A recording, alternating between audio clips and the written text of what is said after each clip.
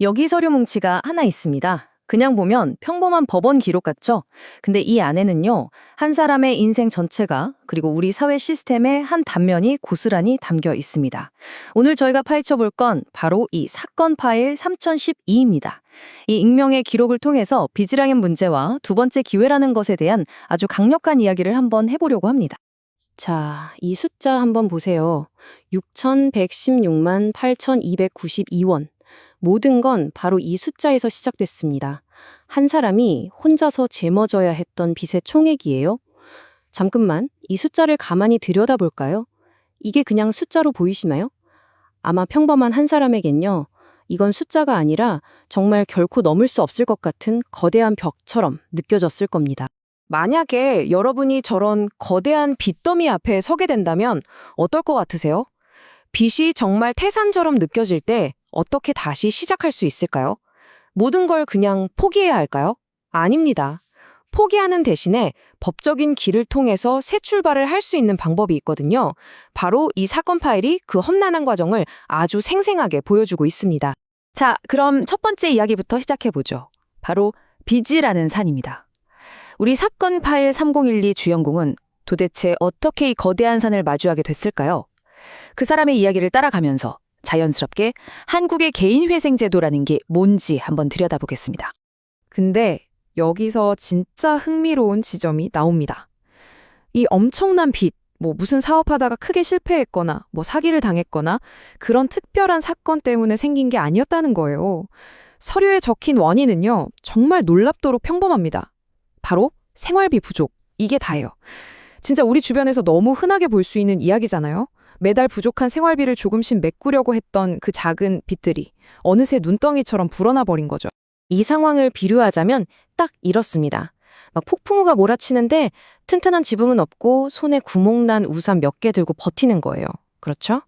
신용카드 돌려막고 소액대출 받고 이런 것들이 당장 쏟아지는 비는 어떻게든 피하게 해줬을진 몰라요. 하지만 결국엔 거대한 금융의 폭우를 막아내진 못한 거죠. 결국 임시방편들이 쌓이고 쌓여서 더 큰 위기를 불러온 겁니다. 자, 그럼 이 막다른 길에서 해결책은 뭐였을까요? 바로 개인회생이라는 제도입니다.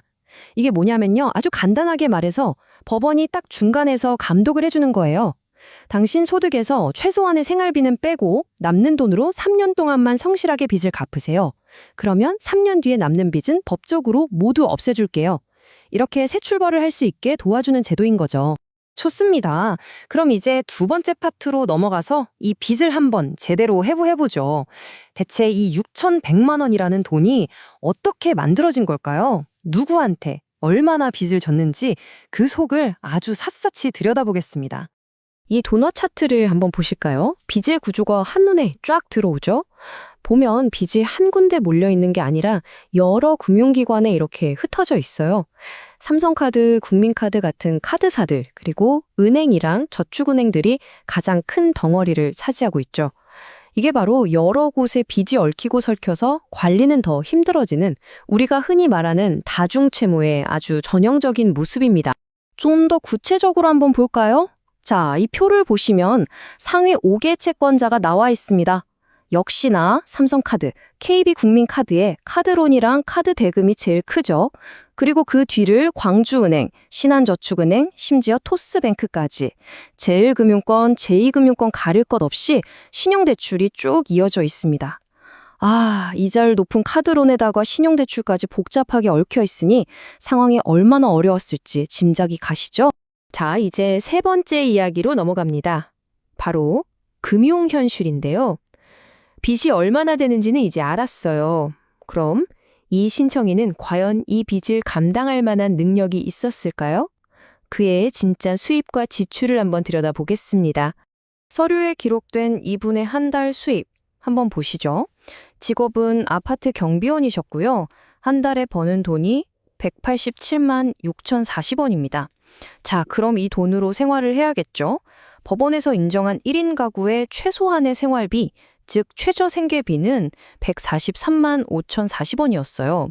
이 두 숫자만 봐도 와, 버는 돈이랑 정말 최소한으로 먹고 사는데 드는 돈 사이의 간격이 정말 아슬아슬하죠.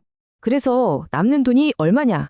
계산해보면 딱 44만 1,000원. 이게 이분이 한 달에 빚을 갚는 데 쓸 수 있는 돈의 전부였던 겁니다. 월급에서 최저 생계비를 딱 빼고 남은 돈이죠. 여러분, 한 달에 44만 원씩 갚아서 6천만 원이 넘는 빚을 언제 다 갚겠어요? 이건 사실상 불가능한 일입니다. 바로 이 지점이 이분이 결국 법의 문을 두드릴 수밖에 없었던 결정적인 이유였던 거죠.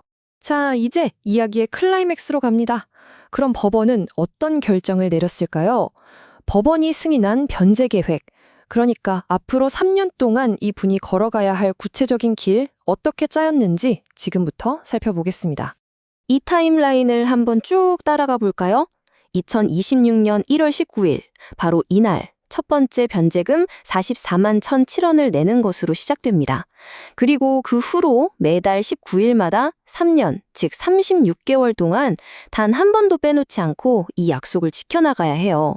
2028년 12월 마지막 변제금을 내는 그날까지. 정말 성실함과 인내가 필요한 아주 긴 여정이 되겠죠. 네, 이제 드디어 마지막 파트입니다. 3년이라는 성실한 변제 시간이 모두 끝난 뒤에 과연 어떤 결과가 기다리고 있을까요? 이 사건이 어떻게 마무리되는지 최종 숫자로 딱 정리해서 보여드리겠습니다. 와, 이 막대 그래프를 보시면 결과가 정말 한눈에 들어옵니다. 극명하죠? 왼쪽에 있는 저 높은 막대, 저게 원래 갚아야 했던 원금 채무 6천만 원이 넘는 돈입니다. 그리고 오른쪽에 있는 훨씬 작은 막대 보이시죠? 저게 3년 동안 실제로 갚은 돈 약 1,580만 원이에요.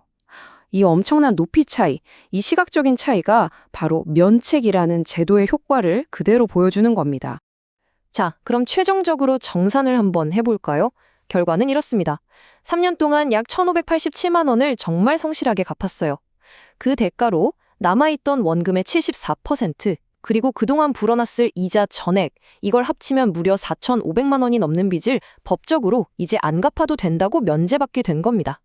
결국 원래 빚, 원금의 4분의 1 정도만 갚고 재정적으로 완전히 새로 일어설 수 있는 두 번째 기회를 얻게 된 셈이죠. 오늘 저희는 이 하나의 사건 파일을 통해서 개인회생 제도라는 게 실제로 어떻게 작동하는지 아주 구체적으로 들여다봤습니다. 마지막으로 여러분께 이 질문을 한번 던져보고 싶어요. 원금의 26%를 갚고 얻은 두 번째 기회, 과연 이게 한 사람의 재기를 위해 그리고 그걸 용인하는 우리 사회가 감당하는 비용으로서 적절한 수준일까요? 빚진 사람의 책임과 한 사람을 구제해서 얻는 사회 전체의 이익 사이에서 그 균형점은 대체 어디쯤에 있어야 할까요? 정답이 있는 질문은 아닐 겁니다. 하지만 우리 모두가 한 번쯤은 깊이 생각해볼 가치가 있는 질문이 아닐까 싶습니다.